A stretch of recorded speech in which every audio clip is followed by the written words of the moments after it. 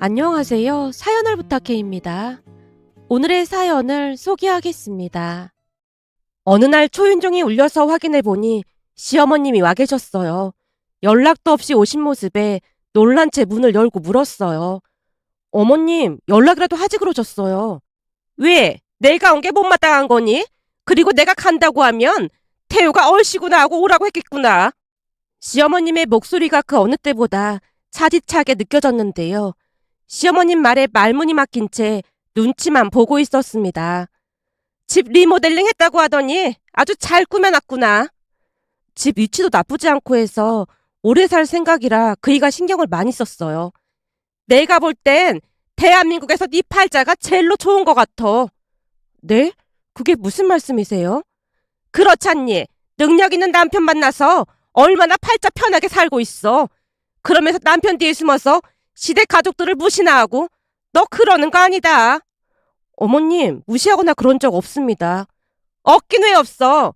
지들은 잘 먹고 잘 살면서 첫째 내가 힘들어서 돈 좀 빌려달라고 했더니 돈 없다고 딱 잘라서 거절했다면서. 돈은 그이가 관리하다 보니까 저는 어떻게 돌아가는지 잘 모릅니다. 그런데 그런 말씀하시는 건 잘못된 것 같습니다. 이봐라, 넌 항상 이렇잖니. 나는 모르는 일이다 이러면서 네 남편 뒤에 숨어 있잖니. 근데 내가 들어보니 이런 일은 보통 여자들이 나서서 말리는 경우가 많다고 하더구나. 한마디로 네가 우리 태호한테 돈 빌려주지 말라고 눈치를 줬으니까 태호가 그런 거 아니냐 그 말이야. 마치 작정이라도 한 듯 시어머님이 제게 따져먹고 있었는데요. 우리 부부는 시댁 가족들과 사이가 좋지 않습니다. 남편조차도 시댁이라고 하면 치를 떨다시피 했으니까요. 시어머님이 쉴 새 없이 불만을 토해내는 모습을 보며 말려들면 안 되겠다는 생각이 들어 제가 조용히 물었어요. 어머님, 근데 혹시 무슨 일이 있어서 오신 거예요? 넌 시어머니가 왔는데 물 한 잔도 안 줄 셈이야? 아, 음료 드릴까요? 뭘로 드릴까요? 니네는 비싼 주스 먹고 그럴 거 아니야. 나도 그거 한 잔 마셔보자꾸나. 라는 시어머님의 말에 주스를 컵에 따라 가져다 드렸는데요. 주스를 빤히 바라보던 시어머님이 말했습니다. 이런 주스나 먹고 팔자가 늘어졌네 늘어졌어. 근데 넌 다시 일하러 나갈 생각은 없는 거야? 그이가 그냥 지우랑 예준이 키우는데 집중하라고 해서 우선은 육아에 전념할 생각입니다. 둘 다 학원 다니고 그러던데 네가 할 일이 뭐가 있다고 육아에 전념한다는 소리를 하는 거니? 암튼 그 문제는 저희 부부가 알아서 하겠습니다. 왜? 내 말이 기분 나쁜 거니? 사실 네가 우리 아들 덕분에 편히 살고 있는데 이 정도 잔소리 정도는 그냥 참고 넘어가야 하는 거 아니겠니? 우리 첫째네는 내내 얼마나 고생을 하는지 몰라. 근데 너는 이렇게 편히 사니까 첫째가 얼마나 부럽겠어. 라고 말하던 시어머님의 표정이 내내 싸늘하기만 했습니다. 하지만 그런 적이 한두 번이 아니었기에 저도 조금씩 익숙해져 갔다고 해야 할까요? 무엇보다도 시댁 가족들이라고 하면 남편이 워낙 날선 반응을 보였기에 괜히 저까지 거들고 싶지 않았습니다. 남편이 있는 날에는 든든하다 못해 무서울 정도로 철저한 방패막이가 되어주곤 했으니까요. 그날 시어머님의 말에 제가 별 반응을 보이지 않자 재미가 없어졌던 것인지 드디어 시어머님이 본론을 꺼냈어요. 저기 내가 오늘 여기 온 이유는 말이야. 조금 있으면 네 조카 돌잔치잖니. 그래서 그거 상의 좀 하러 왔다. 라며 시어머님이 조카 돌잔치 이야기를 꺼냈습니다. 사실 형님과 아주버님은 혼전 임신으로 부랴부랴 결혼을 한 뒤 첫째를 낳고 둘째 계획은 없다고 했었는데요. 생각지도 않게 둘째가 생겼습니다. 그 바람에 누뚱이를 낳게 되었고 첫째 조카와도 나이 차이가 꽤 많이 났어요. 그런데 조카 돌잔치를 굳이 저와 상의를 하러 오셨다는 말에 약간은 의아한 생각이 들어 제가 다시 물었습니다. 돌잔치 문제는 형님이랑 아주버님이랑 상의를 하셔야지 저랑 상의할 문제가 아닌 것 같은데요? 첫째랑은 이미 상의하긴 했지. 근데 너한테 부탁할 게 있으니까 말 꺼낸 거 아니겠니?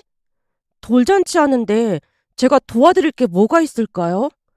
순간 또 무슨 허무맹랑한 이야기를 꺼낼까 싶어 제가 눈을 커다랗게 뜨고 시어머님을 바라봤는데요. 역시나 시어머님 입에서 충격적인 말이 새어나왔습니다. 너도 알다시피 첫째 내가 사는 게 좀 힘들잖니. 근데 아무리 둘째라고 해도 돌잔치를 안 해줄 순 없고 말이야. 특히나 니들이 전에 예준이 돌잔치를 워낙 요란하게 하다 보니 네 형님 입장에서는 이래저래 많이 심란한 것 같아 보이더라고. 어머님, 우리가 둘째 돌잔치를 요란하게 했다니요. 둘째는 민폐가 될까 싶어서 오히려 집에서 가족들끼리만 간단하게 했잖아요. 물론 집에서 하긴 했지만 무슨 파티 마냥 그렇게 꾸미고 했잖니. 그러니 네 형님 입장에서는 얼마나 부러울 거야. 그거 제 손으로 직접 다 꾸민 거라 별것도 없었는걸요? 그 말은 사실로 제가 직접 꾸미고 가족들만 초대해서 간단하게 돌잔치를 했으니까요. 그런데 제가 그 말을 꺼내자마자 시어머님이 반색을 하며 말했습니다. 내 말이 그 말이야. 그때 네가 그걸 혼자 다 꾸미고 했잖니? 네, 그랬죠. 그이가 도와주긴 했지만 풍선도 제가 직접 기계로 다 불었고 장식품도 인터넷에서 일일이 사서 꾸미긴 했죠. 그래, 그때 보니까 무슨 전문가가 한 것보다 훨씬 좋아 보이더구나. 그래서 말인데 이번에 네 조카 돌잔치도 네가 좀 도와줬으면 한다. 네? 제가요? 네 형님은 내내 일하러 다녀야 하는데 넌 집에서 할 일도 별로 없잖니. 그러니까 네 형님 기죽지 않게 네가 좀 도와줘. 내가 보니 장소도 여기가 딱 좋을 것 같더구나. 역시나 시어머님은 저를 실망시키지 않았습니다. 한마디로 우리 집이 리모델링 공사를 해서 집도 깨끗하고 좋아 보이니까 우리 집에서 돌잔치를 하고 싶다는 그런 말이었습니다. 그것도 돌잔치 분위기가 나도록 제가 직접 다 꾸미고 돌상까지 차리라는 그런 말임에 틀림이 없어 보였어요. 시어머님의 말에 어찌나 황당하던지 제가 말문이 막힌 채 시어머님만 뚫어져라 바라보다 물었습니다. 혹시 형님이 그러자고 한 거예요? 네 형님은 그러고 싶은 생각이 굴뚝 같아 보이긴 하는데 대놓고 너한테 부탁을 할 수 없으니 나한테 부탁을 한 거 아니겠니? 네가 작은 엄마인데 그 정도는 해줄 수 있는 거지? 아니요, 어머님. 저는 못하겠습니다. 못하겠다니? 내가 이렇게 찾아와서 부탁까지 하는데 못해? 왜 못해? 대체 왜 못하냐고? 돌잔치를 하려면 형님 집에서 해야 하는 거지. 우리 집에서 하는 거 자체가 말이 안 되는 거죠. 거기다 돌잔치 준비는 부모가 해야지. 그걸 작은 엄마인 제가 왜 해야 하는 거죠? 너 지금 말 다 했니? 내가 방금 전에 다 설명했잖아. 네가 한번 해본 적이 있으니까 잘 알 거 아니야. 그러니까 동서지간끼리 도와주면 처음 좋아? 암튼 저는 못하니까 그렇게 아세요. 제가 그 어느 때보다 단호하게 말을 하자 시어머님이 집안이 떠내려가라 소리를 지르다가 돌아갔습니다. 시어머님이 돌아가고 난 뒤에도 어이가 없어서 할 말을 잃고 말았는데요. 시댁 가족들의 생각을 도무지 이해할 수가 없었거든요. 그러면서 문득 예전 일들이 주마등처럼 스쳐 지나갔습니다. 잠시 시댁 이야기를 하자면 시댁은 아들 둘에 우리 남편은 둘째 아들입니다. 남편 말에 따르면 아주 오래전부터 시부모님이 장남인 아주버님과 남편을 차별했다네요. 그 차별이 얼마나 심했던지 남편은 시부모님께 큰 애정이 없어 보였습니다. 그나마 다행이었던 것은 공부에 소질이 없었던 아주버님과는 다르게 남편은 공부를 잘하는 편이라 좋은 대학에 들어갔고 졸업 후에는 대기업에 취업을 했습니다. 대학에 합격했을 때도 등록금마저 생색을 내면서 줬다는데 나중에 전부 갚으라고 당부까지 했다네요. 딱 등록금만 내주셨기에 남편은 대학생활 내내 쉴 새 없이 아르바이트를 하면서 학자금 대출로 학교를 졸업했습니다. 그런데 대학을 졸업하고 대기업에 취업을 하자마자 시어머님이 남편을 앉혀놓고 말했다네요. 땡땡전자면 우리나라 최고 기업에 들어간 건데 너도 이제 집에 생활비 보탤 생각해. 그리고 그때 우리가 빌려준 대학 등록금도 다 갚을 생각하고. 대학 등록금? 내가 진짜 궁금해서 그러는데 내가 이 집 친자식은 맞는 거야? 뭐? 너 지금 뭐라고 했어? 참 이해가 안 돼서 그렇잖아. 대학 4년 동안 학비를 준 것도 아니고 딱 한 번 대학 입학금만 줘서 대학 내내 내가 얼마나 고생을 한 줄 알기나 해? 근데 그 입학금까지 갚으라고? 진짜 대단하다 대단해. 그러면서 지방에 있는 대학 들어간 형한테는 학비에다 생활비도 아낌없이 줬잖아. 대학생이 명품백을 메고 다니는 게 말이 된다고 생각해? 그동안 참고 참았던 울분이 터져나와 남편이 따져 물었다는데요. 지부모님이 남편에게는 돈이 없다고 하루가 멀다 하고 앓는 소리를 했지만 그 와중에도 아주버님은 돈을 펑펑 쓰고 다녔다네요. 아주버님은 대학을 다니면서 중고차를 사달라고 졸라서 사준 건 아무것도 아니었고 명품백도 메고 다녔다고 했으니까요. 그 명품백도 아주버님이 먼저 말을 꺼냈다는데 평소 아주버님은 남편이 명문대에 들어간 걸 못마땅해 했다네요. 그러던 어느 날은 내내 아르바이트를 하고 돌아온 남편이 찬밥에 물을 말아서 김치만 꺼내놓고 밥을 먹고 있었다는데요. 아주버님이 비꼬며 말을 걸었다네요. 명문대를 다니면 뭐하겠어. 대학생활도 못 즐기면서 죽어라 일만 하는데. 내 인생은 내가 알아서 할 거니까 남의 일에 신경 끄지. 뭐? 남의 일? 네가 그렇게 싸가지가 없으니까 부모님이 널 싫어하는 거 아니야. 그런 형이야말로 하라는 공부는 안 하고 부모님 돈으로 명품백이나 사고 그러는 게 잘하는 짓이야? 뭐? 이게 어디서 형한테 꼬박꼬박 말대꾸야? 공부 좀 잘한다고 네가 날 무시해? 라며 아주버님이 물이 말아진 밥그릇을 남편 머리 위에 냅다 부어버렸고 그 바람에 남편도 눈이 돌아간 채 집안이 떠내려가라 소리쳤답니다. 지금 뭐 하는 짓이야? 형이면 형답게 행동해. 이게 어디서 공부 좀 잘한다고 형을 무시해? 라며 아주버님과 남편이 멱살까지 잡고 심하게 다투기 시작했다는데요. 결국 시끄러운 소리에 시부모님이 방에서 나와 광경을 목격했고 화가 난 얼굴로 시어머님이 남편에게 다가가서 남편 뺨을 올려 붙였답니다. 이게 오냐오냐 했더니 어디서 형한테 이따위로 행동해? 대학 좀 좋은 데 다닌다고? 눈에 뵈는 게 없어? 시어머님뿐만 아니라 시아버님도 벼락에 치듯 소리쳤답니다. 당장 무릎 꿇고 형한테 사과해.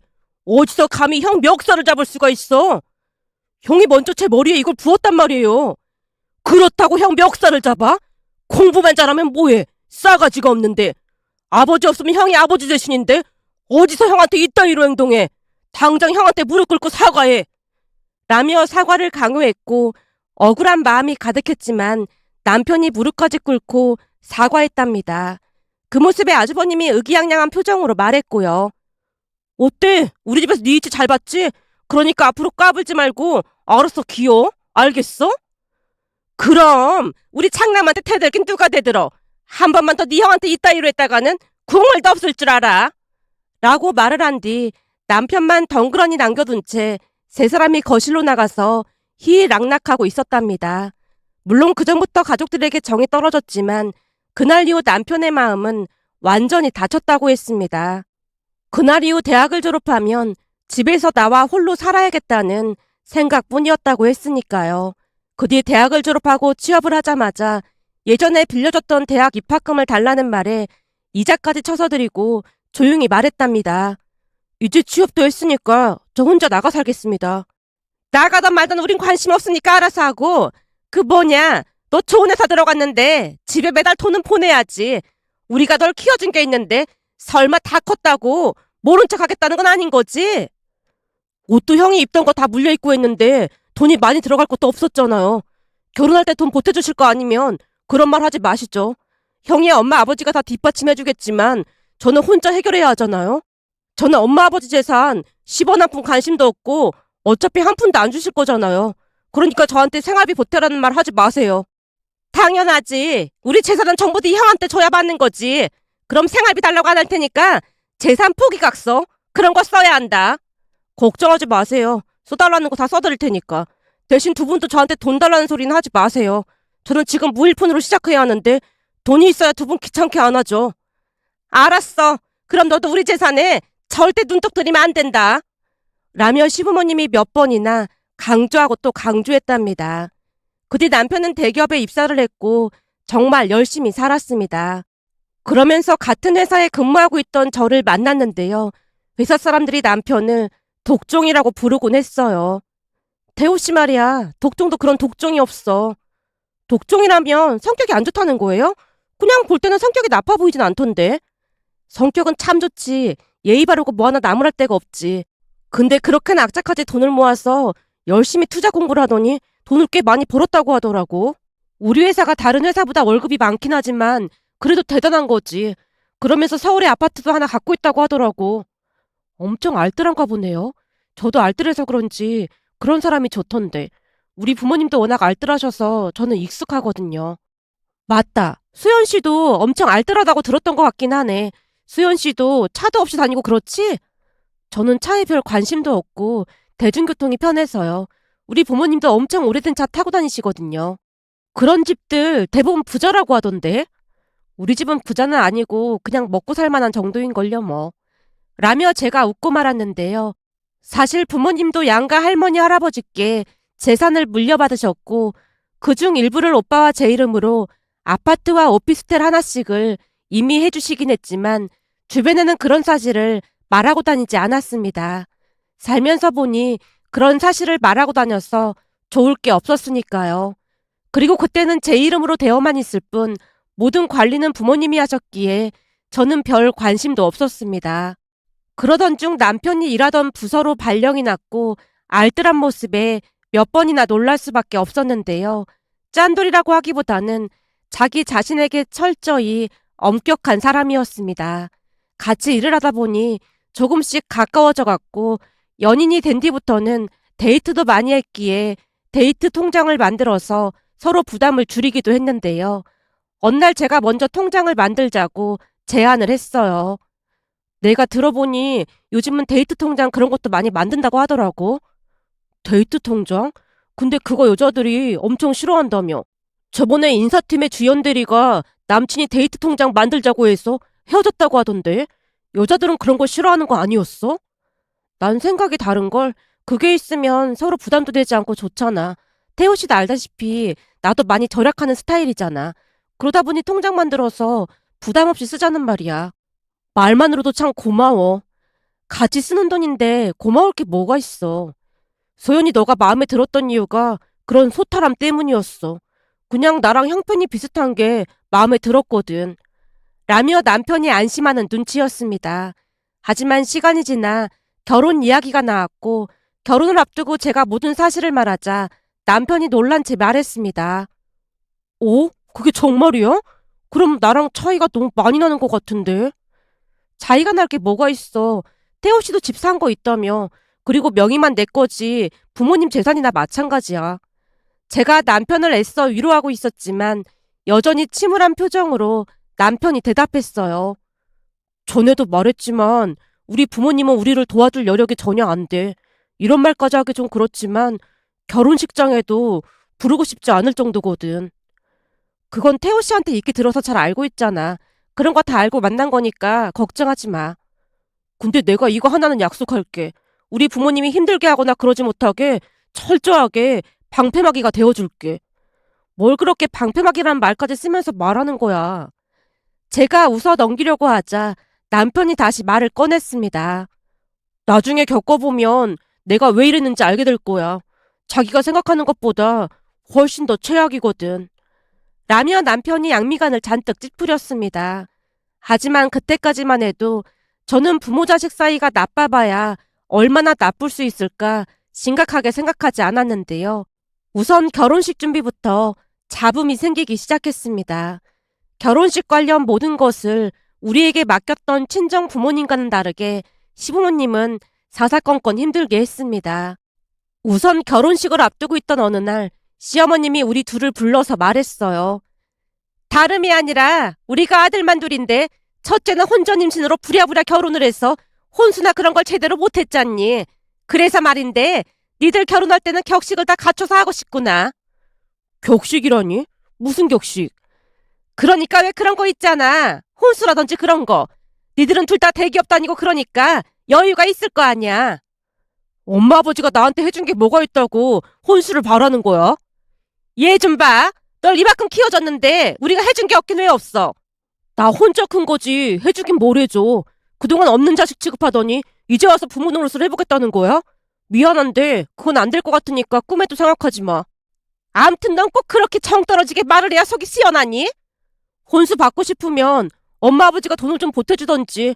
그럼 혼수 생각해볼게. 남편이 담담하게 말을 하자마자 시어머님이 버럭했습니다. 뭐? 돈을 보태? 우리가 그럴 돈이 어딨다고 돈을 보태? 형한테 보태줘야 하는데 나 줄 돈이 어딨겠어. 그러니까 우리 결혼식에 신경 쓰지 마. 내가 듣기로는 형네는 맨날 돈 없다면서 돈 달라고 징징대는 것 같던데 우리는 다 알아서 하겠다는데도 왜 끼어들고 그래? 오히려 고마워해야 하는 거 아니야? 우리 결혼식에 감나라 배나라 하고 싶으면 엄마 아버지 리마인드 웨딩하면서 그때나 신경 쓰던지 해. 라며 남편이 딱 잘라서 말을 하자 시어머님 표정이 울그락불그락 해져 있었습니다. 하지만 그런 남편의 방법이 통하긴 했던 모양으로 그 뒤 두 번 다시 혼수 관련 이야기는 꺼내지 않았어요. 그때 확실하게 느낀 게 있었는데요. 시부모님은 혹여나 남편이 돈을 달라고 할까 싶어 매사에 노심초사하는 모습이었습니다. 아주버님에게는 아낌없이 돈을 줬지만 남편에게는 1,000원짜리 한 장도 주기 싫어했으니까요. 그렇게 우리는 친정 가족들만 축하해주는 반쪽짜리 결혼식을 올렸습니다. 결혼식 내내 시댁 가족들 표정이 너무나 안 좋다 보니 약간의 뒷말이 나오기도 했지만 어차피 자주 만날 사이가 아니라서 모른 척 지나갔습니다. 결혼식을 하고 2달쯤이 지났을 무렵 시어머님이 집들이를 하라고 달달 볶아대는 바람에 어쩔 수 없이 집들이를 했지만 그날 집에 온 형님과 아주버님 표정이 말이 아니었어요. 특히나 형님 표정이 압권이었는데요. 우리 집이 형님네 집보다 크다며 금방이라도 눈물을 떨굴 듯한 표정으로 말했어요. 우리는 코딱지만한 집에서 사는데 그것도 대출까지 잔뜩 끼어 있는데 동서랑 서방님은 이 넓은 집에서 살고 진짜 좋겠네요. 우리는 언제 이런 집에서 살아볼까요? 돈 없는 부모 만난 우리 딸도 너무 불쌍하네요. 라며 형님이 눈물을 흘리는 바람에 집들이가 엉망이 됐고 형님과 아주버님이 돌아가자마자 시어머님이 소리쳤습니다. 그러게 무슨 신혼집을 이렇게 큰 데로 얻었어? 혹시 네 형이랑 형수 속 뒤집어지라고 일부러 그런 거 아니야? 우리가 스스로 벌어서 장만한 집인데 큰 평수를 구했던 말던 엄마가 무슨 상관이야? 우리가 그렇게 싫으면 앞으로 얼굴 안 보고 살면 되겠네. 라며 역시나 남편이 정색을 한 채 시부모님을 내쫓다시피 했습니다. 그리 한동안 시댁가족들과 연을 끊고 살았는데요. 어느 순간부터 시어머님이 다시 연락을 해왔고 급기야는 어떻게 알고 온 것인지 새로 이사한 집까지 찾아와서 형님네 둘째 돌잔치를 우리 집에서 준비하라는 말도 안 되는 소리를 하다가 돌아갔습니다. 결국 그날 남편이 퇴근해서 들어오자마자 있었던 일에 대해 하나도 빠짐없이 말을 했고 그 즉시 남편이 시댁으로 쫓아가서 난리를 쳤던 모양이었습니다. 그날 밤 시어머님이 제게 장문의 문자를 보내왔는데 문자 내용에는 저를 원망하는 소리만 가득할 뿐이었습니다. 그리고 다음 날에는 형님이 전화를 해서 제게 짜증을 냈어요.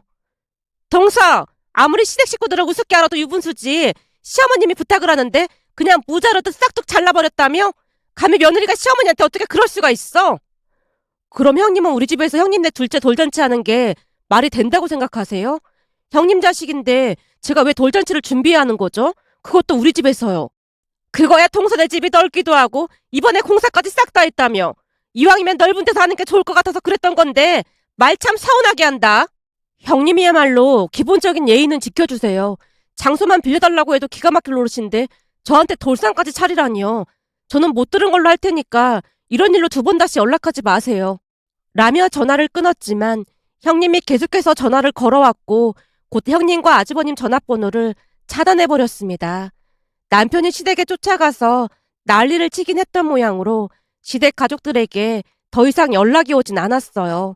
그런데 2달 정도가 지난 어느 날 시어머님이 또다시 전화를 걸어서 통보해 왔습니다.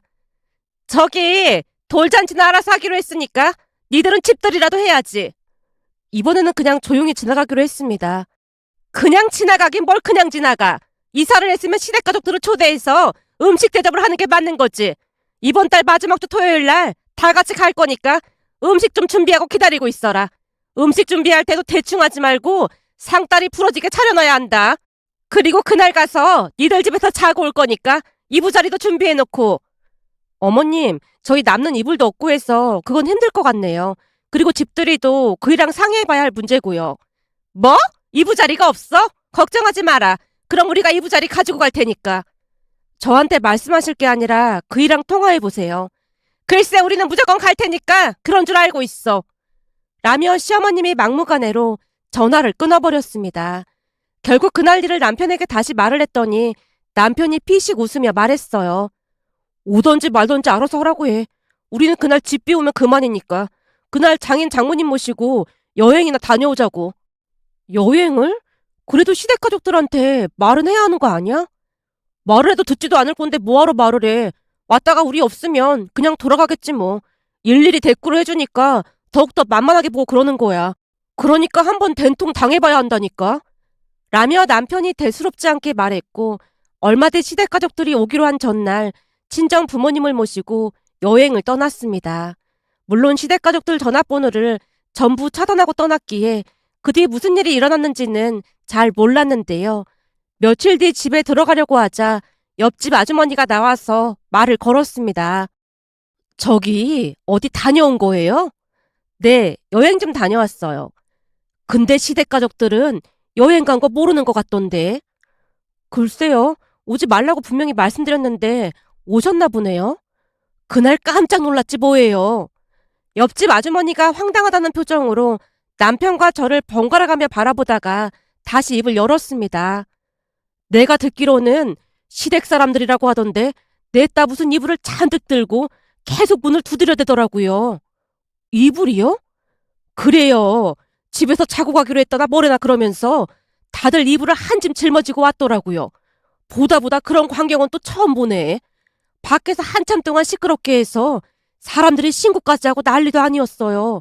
결국 경비 아저씨가 쫓아와서 데리고 갔고요. 아, 네. 소란 피워서 정말 죄송합니다. 아니에요. 근데 시댁 가족들 때문에 참 힘들긴 하겠더라고요. 라며 옆집 아주머니가 다시 우리 눈치를 보다가 들어갔습니다. 그 뒤 시댁 가족들이 몇 번 더 찾아와서 난동을 피우기도 했지만 우리가 상대를 해주지 않자 먼저 연을 끊자고 했고 남편이 고맙다는 말까지 한 채 연을 끊고 살고 있답니다. 그런데 며칠 전 엄마에게 전화가 걸려왔는데요. 얘 오늘 마트에 갔다가 네 시어머니랑 네 형님 만났는데 둘이 싸우고 난리가 났더라. 둘이서 싸우다니? 왜 싸워? 나도 얼핏 들어서 잘은 모르겠는데 그 뭐라더라? 네 시어머니가 네 형님한테 하는 말이 돈도 없는데 뭐하러 소고기를 먹냐고 뭐라고 하더라고. 그랬더니 네 형님이 돈도 많이 못 주면서 왜 잔소리까지 하냐면서 바득바득 대들더라고. 그 모습을 보는데 진짜 끔찍하더라고. 라며 엄마가 혀를 내둘렀습니다. 그 말을 듣고 있는데 씁쓸한 마음이 들어 이렇게 글 남겨봅니다. 오늘의 사연은 여기까지였습니다. 즐겁게 보셨다면 구독, 좋아요 부탁드립니다. 고맙습니다.